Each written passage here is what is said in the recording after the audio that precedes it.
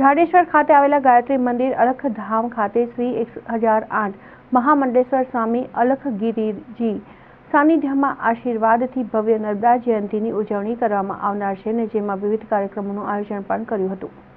આગામી મહાસુદ સાતમને શુક્રવારના રોજ પવિત્ર સલીલામાં નર્મદાનો પ્રાગટ્ય દિવસ છે। આ દિવસને મનાવવા નર્મદા તટે વિવિધ સ્થાનો પર તડામાર તૈયારીઓ ચાલી રહી છે।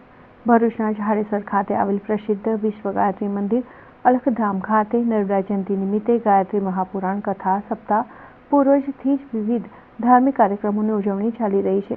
ભગવાન શિવ મૈકલ પર્વત પર તપ કરતા હતા તે દરમિયાન તેમના પરસેવામાંથી કુંડ તૈયાર થયો અને જેમાં એક કન્યાનો જન્મ થયો। આ કન્યા એટલે નર્મદા।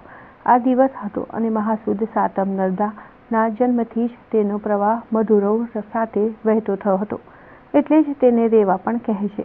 પ્રતિવર્ષ મહાસુદ સાતમને નર્મદા મૈયાનો પ્રાગટ્ય દિવસ શ્રદ્ધા અને ઉત્સાહપૂર્વક મનાવવામાં આવે છે।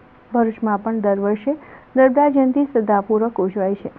આગામી તારીખ 16 ફેબ્રુઆરીને શુક્રવારના રોજ મહાસુદ સાતમને નર્મદા જયંતિ છે ત્યારે ભરૂચના જાડેશ્વર ખાતે આવેલા ગાયત્રી મંદિર અલખધામ ખાતે વિવિધ કાર્યક્રમોની શરૂઆત થઈ ગઈ છે।